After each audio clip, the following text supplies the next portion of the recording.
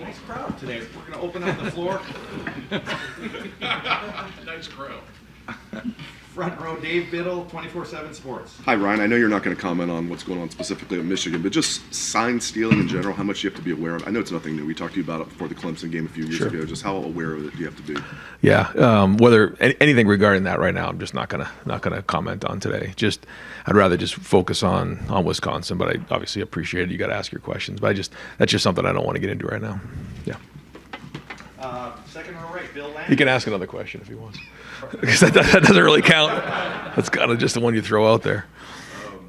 Dallin, is it the plan still to redshirt Dallin, or you just kind of wait and see? No. Well, I mean, we're going to keep pushing that this week and evaluate it again this week. But we'll see how the week goes. But we're going to push it to see if we can get him in a game this week. Yeah. Second row right, Bill Landis, Rivals, the podcast. Right, on the play where Devin got hurt, was there any discussion about whether or not he actually scored on that play? It looked kind of close. I don't know if they didn't announce a replay. But they did review it. They did, yeah, and they said he was short. Yeah, we knew it was really close.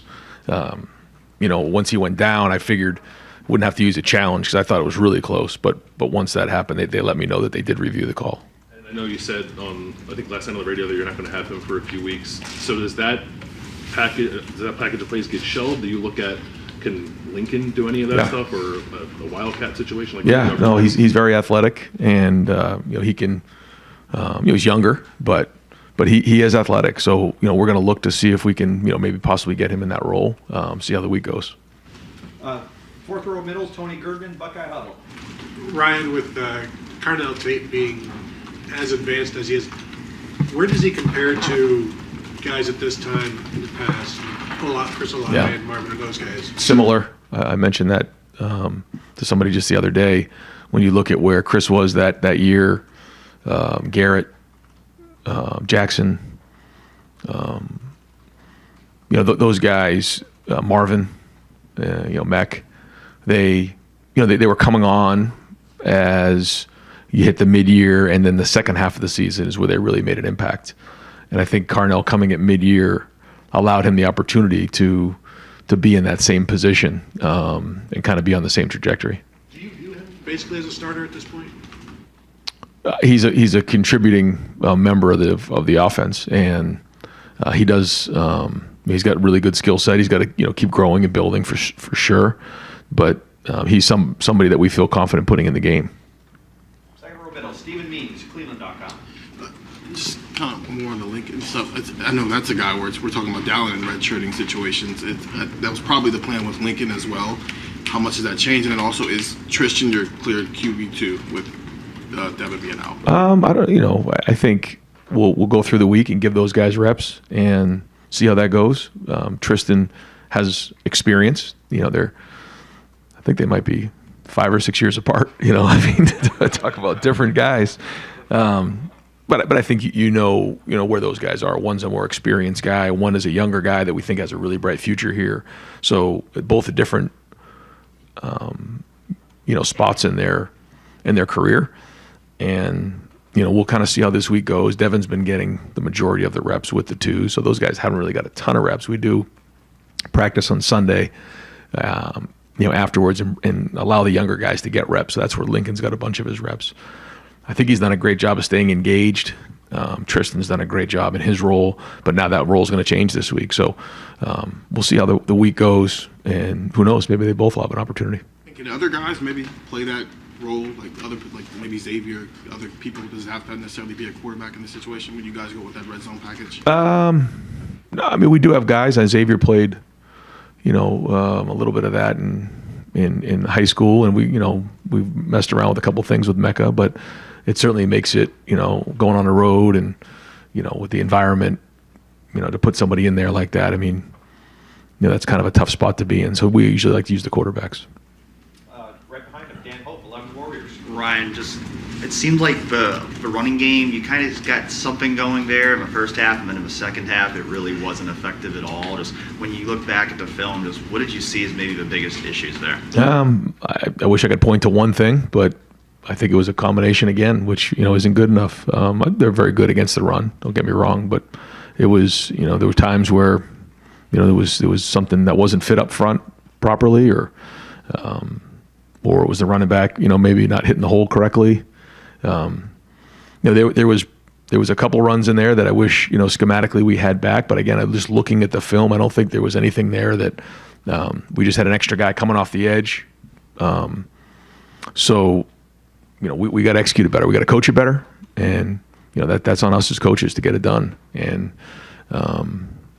so we'll work our tails off to get it done this week, because we need that balance, and we got to be able to do that. How fixable do you feel like those issues are at this point?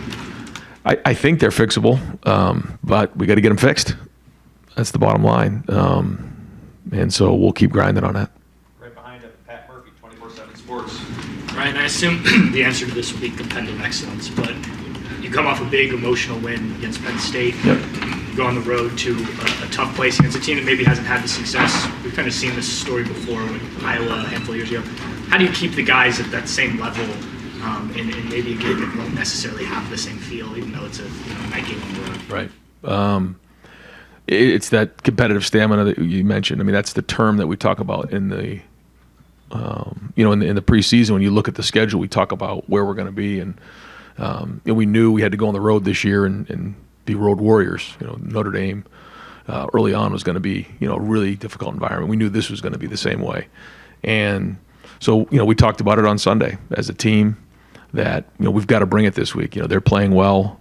They're a good football team. They're got a really good opportunity to win their side, and we can't let last week affect this week. And if we want to, championship teams bring it every week. They don't have ups and downs and letdowns, so we're not allowed to have a letdown. We got to bring it, and we know it'll be a night game.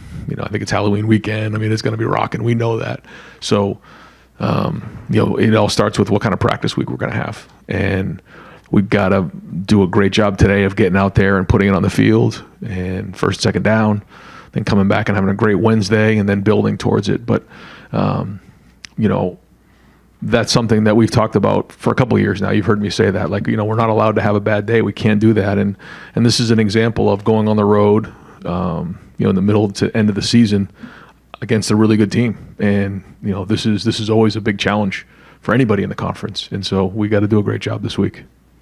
Third row right, Dylan Davis, Delaware Gazette. Going back to the run game struggles, I know every coach is chasing balance. I get that, but I guess at what point in the season do you just have to accept that you are who you are on offense and maybe adjust accordingly to that? Oh, we do that every week. Yeah, we're trying to figure out what we do best. We go in there and try to identify the things that we think we can do well, and then what fits for that week. Each week is a different challenge, different styles of defenses in the conference. But that's something we do on a weekly basis. Is it reasonable to expect that you'll see improvement in the run game that you haven't seen through 7 weeks of the season, that you can still get to that point? Yeah, I do. Yeah, it's a valid question. It's at what point? I think there has been signs of that, and so we're going to keep pushing, and we think getting a couple guys back could help as well, help us become more explosive.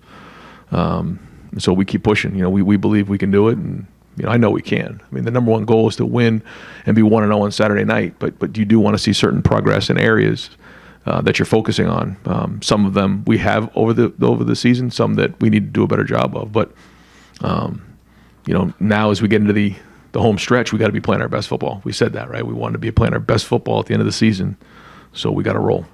Far right, Clay Hall, WSYX. This may be from the same family of questions, but has the college game ever considered technology in the helmet, audio to, you don't need 6 people on the sideline? I believe they have. It's come up in meetings, but I don't know where that's at right now. Like the cost issue or? Right, I'm not exactly sure. Yeah. And how do you avoid the distraction of all of that up there? And maybe you just said it. Yeah, well, again, when you're at Ohio State, there's always going to be noise. Whether it's things that you aren't doing well or things you are doing well. Coming off of a game like we just had was exciting. Our defense played excellent. There was flashes on offense. You win the game. It's your second top 10 victory in the first 7 weeks. You have to ignore that noise too. I still come to work every day thinking we're not very good. and I feel like we should have won by 30 points, and you have to have that mentality, because whether good, bad, or indifferent, you can't ignore you have to ignore what's going on outside, because what matters is what's going on in this building right here and getting better and winning on Saturday. So that's part of being at Ohio State, and we love that part of it because everything we do is relevant, but we have to make sure we're staying focused and avoiding all distractions. Far left, Joe Nugent, WCMH. Do you have an update on Trey, Denzel, and Mecca will be available this week? Yeah, we're expecting to have great weeks of practice out of those guys. Expecting to have them ready on Saturday. I know that I said that last week and didn't quite get there, but we're looking to have a really good week of practice and having those guys available. And facing a man who spent a lot of time in this building, what stands out about what Luke is doing in Wisconsin? I think it just started when he was at Cincinnati and what he did there and what he built. His teams are always well coached. Certainly, he left a lot behind here as a player and as a coach. Very well respected by so many, and so we know going in that they're going to be well coached. They're going to play hard. They have a bunch of guys on that staff with great experience, and so nothing but respect for Luke, his staff, the team, the program. Wisconsin's always been an excellent program, and Luke's done a great job. Second, third row left, Jeff Gilbert, Press Pros. Coach, Travion, when he does play, hopefully this weekend, as you said, how much difference can he make in your running game, and what do you expect? Well, we hope he makes a big impact. Certainly, we know that he can hit home runs, and he did that in the Notre Dame game, and certainly that was a big difference in what we're doing. We have confidence in all of our running backs, but he does allow us the opportunity to hit a home run and be explosive. So that doesn't just happen. There's a lot that comes with that, but hopefully we get a good week of practice and we can go put it on the field. Second row left, Nathan Baird, Cleveland.com. Just to kind of piggyback on the question that Pat asked you before, but you were on the staff in 2017 and 2018 when you had those kind of unexpected losses. Did that experience inform how you have maybe approached things since then as the programs become your own? Are there things that you've tried to emphasize to not have those sorts of unexpected collapses? Yeah. Every year you learn things. You identify the things that you did well, and then you recognize the things that you have to improve on. And every year you learn. You learn about your staff. You learn about the players. You learn in recruiting how to adapt. But you also learn as the season goes on things that have happened, things that you've recognized where you have to make sure that you're communicating some things that may happen a certain way, and you try to communicate that to your team and make sure that everyone's aware of that so you don't get ambushed. And again, the more experience you have, you try to do the best you can to relay it to everybody to make sure they're prepared, because our goal again is to put them in the best situation to be successful. And so that's why we have to have a great week of practice to make sure we're out in front of this and we're playing our best football on Saturday night. How would you assess Carson Hensman's performance right now relative to where you expected maybe someone in his position to be halfway through this year, but also with such little experience he has, maybe especially with this kind of offense? Yeah, Carson coming in had not started a game before, really hadn't played a whole bunch of football. So, we know that he's got he's talented and he's got a bright future ahead of him. And, losing Whippler last year, forced him into action. And I thought, there's been some really good moments out there where he's done some really good things. There's still things he's growing on, just like everybody, but or building on, and he's growing. And, the goal is to have his best football here now be the home stretch, because there's no way to replace, playing on the road in these styles of games, or seeing these different styles of defense week in and week out. We've seen 4 down, we've seen 3 down, we've seen 5 down, we've seen pressures, and those are all new experiences for him, just like a quarterback would be. And for the center, there's a lot of communication that goes on. You have to get everybody on the same page. You have to handle the snap count. You got to handle the snap, and then you got to do your job. So, got to be able to multitask. And he's growing with it. He's building. It's not an easy job. But again, the goal is that he's going to be playing his best football here down the stretch. Robert Wright, Austin Ward, the podcast Rivals. Ryan, we've seen Kyle when the stakes are highest meet the moment. We've seen him make throws into really ridiculous windows, and then they're just at times like the easy ones don't seem to connect. What causes that with a young quarterback? How can you work through that? Well, it starts with practice, being consistent in practice and building that confidence so that, as coaches, we got to continue to put them in situations where, hey, the game almost is easier than practice. And that's where it starts. And then you build the confidence of seeing the look and seeing the throws and making the throws consistently. And that's just what it comes down to, is being consistent, trusting your feet, trusting your eyes, and then making the routine plays routinely, and then taking care of the football. So I think there's definitely been signs where we've done that. And when we do, the offense is rolling. And so we'll keep working on that. And just, like I mentioned about Carson, the goal is that we're playing our best football here over the next month. The screen to Marvin early, it's hard. I have no idea. It's hard for me to tell if maybe Marvin took a step the wrong way, if Kyle was pressured. When you evaluated that play and we're saying, well, the throw was off target, how much of that on that one was Kyle? How much of it was something that we don't know? Yeah, I mean, we could probably go through the film and go through each of the plays and identify, who was right, who was wrong in these situations. And so what I don't like to do is point fingers one way or another. But the bottom line is, I think that's what I'm talking about with practice.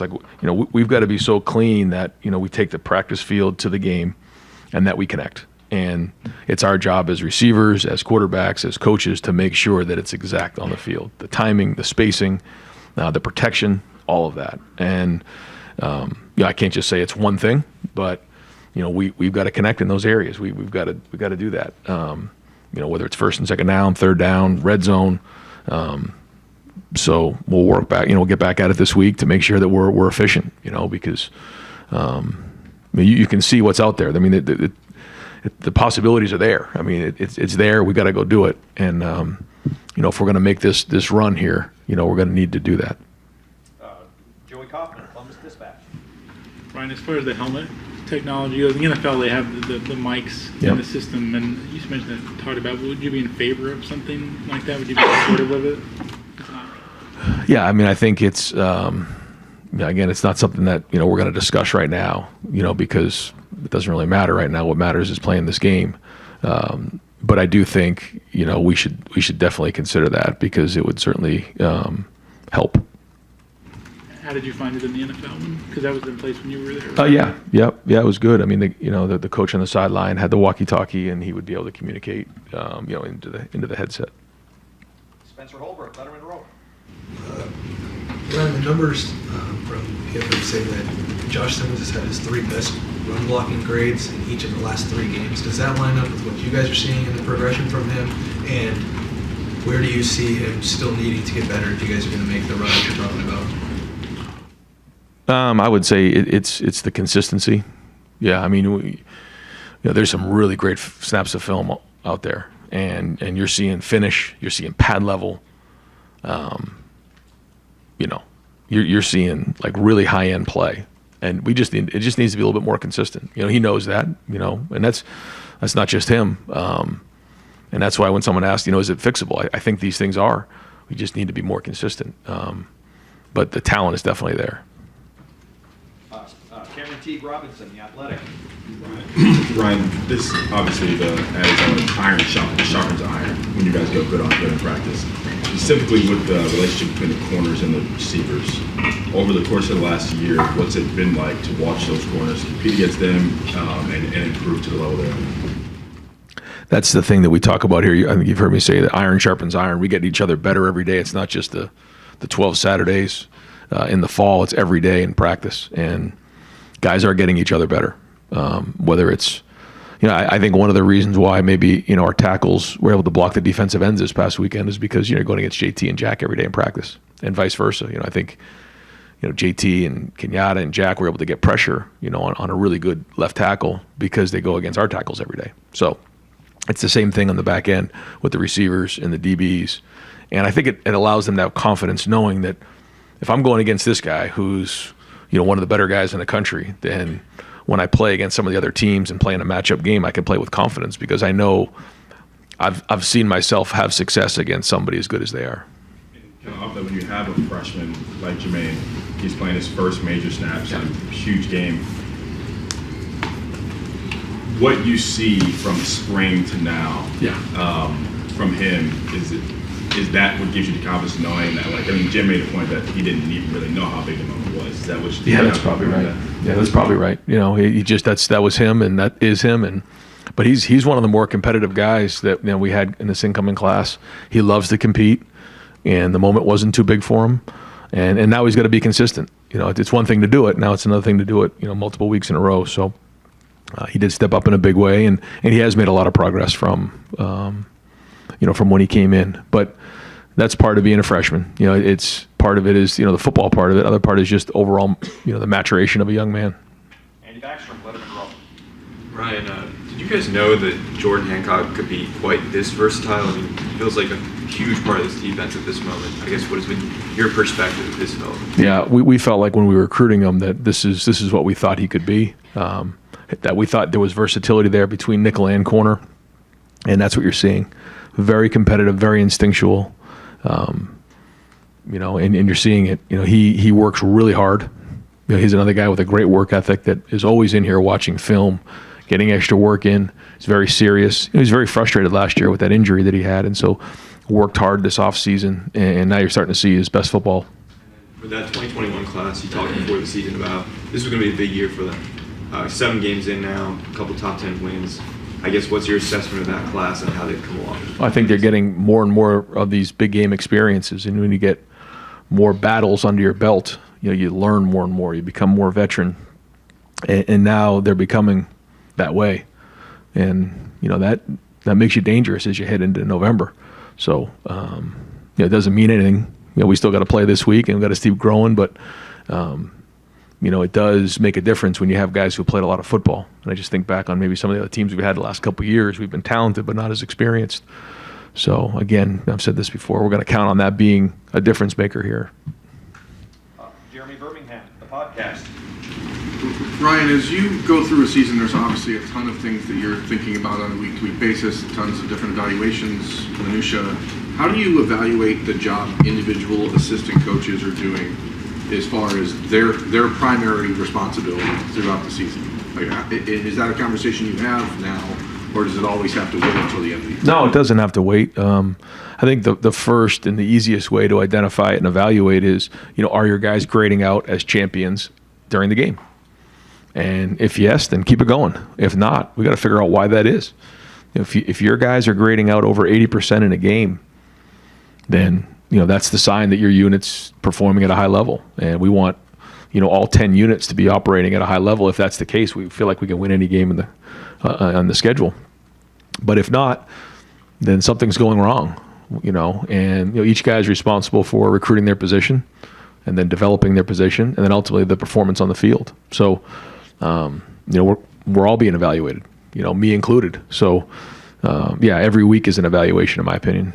How much do you look at, like a year ago with Tim Walton's room, very thin depth-wise, and then a lot of injuries, and then you see the development into this season, and it looks like night and day. I mean, how do you measure all of those different data points? Yeah, well, first off, it's the eye test, and I think I mentioned that to you guys in the off season. And it's like, okay, we'll believe it when we see it. But they were getting their hands on balls all off season, and then now you're starting to see production on the field, and that's what you look for. You look for the eye test, you look for how are they practicing, and then ultimately how are they performing on the field. Tom Moore, Buckeye Huddle. There have been a couple times in goal-to-go situations, red zone situations, where you've gone heavy, taken Marvin off the field. I think looking from the outside, you look at how much attention Marvin gets, and I think it's sort of easy to say just throw him out to the field side and have a guy or two chase him out there, and then maybe that gives you numbers advantage, or you got Marvin one-on-one. What's the thinking behind not just always throwing Marvin out there by himself? Yeah, well, I think it's a good point. When you get down there on the 1 or 2 yard line, we got to get in. It's unacceptable not to get in. So we have long discussions on what gives us the best chance to do that, and we'll keep doing that. And if having Marv out there gives us the best opportunity, then we'll do that as well. But I feel like we got to be able to make a yard or two when we get down in there. And I know there's a lot of people in the box. I get it, but but we'll keep looking at it and making sure that we're doing what's right and putting our guys in the right situation. All right, Adam King, kind of joked about winning with defense, but I'm curious, knowing that you have a defense that can go out there and make plays like they did this Saturday, does that change your scheme on offense at all? Does it change your play calling thoughts? I mean, I think, like, balls on a 2-yard line, we got to get in the end zone. I mean, it's just ridiculous that we're not getting in the end zone in that spot. But overall, I just feel like, we're still trying to score every time we touch the ball. When we get into the second half of a game, or we get into a situation where, the defense is playing really well, we also want to make sure that we're 1-0 at the end of the night, and that's my job, to make sure we're winning. And but that doesn't mean we're not trying to score 50 points every time we go on the field. We're gonna look to do that. And but as the game goes on, there's certain things where you have to make sure you're not putting your team at risk and being foolish. Doug Lee Maurice, Kings of Columbus. Marv's percentage of snaps in the slot has gone up the last 3 games. Now that also coincides with Emeka, his injury. Yeah. But we sort of talked a lot in the preseason about moving Marv around. And just, can you take us through the process a little bit of when you have a player that good that a defense is going to key on, and yet you find a way to target him 16 times in a game that important, and he has that kind of impact? Like, how did you guys plan that and then execute it? Well, it's it takes a lot of work. Takes a lot of work by Marv to make sure that we're trying to maximize him as a player and give him the opportunities to win in man-to-man. And I think if you just kind of leave him in one spot all the time, it makes things a lot easier for the defense to key in on him and do everything they can to take him away. So we have to constantly be creative and find ways to do that. And that's our challenge week in and week out. The more efficient we can be in other areas, the less pressure it puts on Marv. So I know that we have to do a better job of taking pressure off of him, but at the same time, we're going to try to find as many ways as we can get him the ball. And when you decide to go to something like a quarterback run package, like you guys have done with Devin, certainly there's skill sets involved with the people, but also not that you don't want anyone to get hurt. Right. But when you see the number 2 quarterback get hurt on a play like that, is that part of why maybe you don't want the starting quarterback doing that? Yes. Yeah. I mean, that's a part of it. When you're involved in those styles of runs, you put yourself at risk. I thought Devin ran hard again. I mean, he poured it up in there and just came up short. But you have to, that's kind of the risk and reward. And we lost him in that game and probably will for at least a week or 2. And so that's what you try to weigh out. What gives you the best chance and what's the risk versus the reward. Bill Rabinowitz, Columbus Dispatch. You said on Saturday when you were asked about Kyle that you'd have to look at the tape and there seemed to be some throws that he missed. He made some good throws, but also some ones he missed. Yeah. When you watched it again, what was your take on it? And is he are you content? That's a loaded word, but with where he is 7 games into his first year as a starter. Yeah, I mean, there was, like we kind of felt like coming off the field, there was really good plays, and then certainly plays where you like to execute better. I don't think that's unique to Kyle. I think there's a lot of guys who felt that way, and he's in a much different place than he was early in the season. He's got 2 top 10 wins under his belt, and so that there's got to be a lot of confidence there. But there's still room for growth, which is exciting. When we watch the film, I mean, there's things that we did well, and other things that we can do better. So he was critical of himself. We're critical of ourselves as coaches, making sure we're putting him in the right spot. And so if we started out here and we want to get to here, where are we at in that progression? I don't exactly know, but I know that he's still got a lot of great football ahead of him. On Saturday, you had the punt that hit Lorenzo. Obviously, it took a funny bounce. Yep. But there have been special teams blunders almost every week. How concerned are you about that, and what's your solution for that?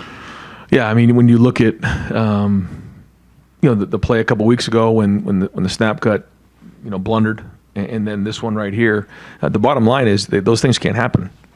That's just it. And one, it slipped out of his hands. It can't slip out of your hands. 2, the ball bounced, and JB yells, makes the call, points to it, but Lorenzo doesn't hear him. We got to be louder. That's just what it is. And those are two strange plays, but they could cost you a game. And so we've got to be better. We can't let that stuff, because that was a huge swing. Even the ball in the 2, we get a stop, and we're going to get that ball around midfield. We don't, and then we get to put the defense back on the field. So regardless of how that all shook out or took a funny bounce, it doesn't matter. It just cannot happen. And we got to get the ball back in those situations. And final questions, front row, Tim May on 3, Letterman Road. Thank you, Jerry. Just 3 quickies. Number one, when y'all watch the play, the third, You add ones every week. Yeah, the 3rd and goal out of the out formation, and literally the offensive line came off the ball as one. Yeah. One guy was off the line, was a beat late, and that's the guy That made the play. When you watch that on video, when you show it to the team, do y'all throw stuff at the screen? I mean, what you know what I mean? Yes. What is the reaction, and how do you get that point across? Because that's a veteran guy. Yeah, well, yeah, there's no question. You're exactly right. You hit it right on the head. We probably need to, move him up in that situation, give him a better chance to make that block. But he's done so many great things that, so ultimately that's going to come down on us. We got to do a better job of putting him in a better situation. But yeah, that makes literally, make us, we can't eat solid food. It's just sick. The fact that we didn't get in right there. But I just feel like we got to put him in a better situation. The mesh lives, but as Marvin makes that catch and cuts across and goes to the side, Carnell Tate, freshman. Yeah, great awareness. Threw really 2 blocks on that play. Yeah. And of course, the game is coming right at him, flopping on that onside kick, and he makes the catch and stuff. How does that elevate him in your mind? And what does it just show you about him and his gamesmanship? Yeah, gamesmanship and awareness in that spot. And I think there probably was a situation where maybe he could have pushed him in the back, but he didn't, and then he slid off to the next. It's just really good awareness. Great signs for a young player. And then, they see Marv on one side and they see Carnell on the other side. They say, we're going to kick to the freshman.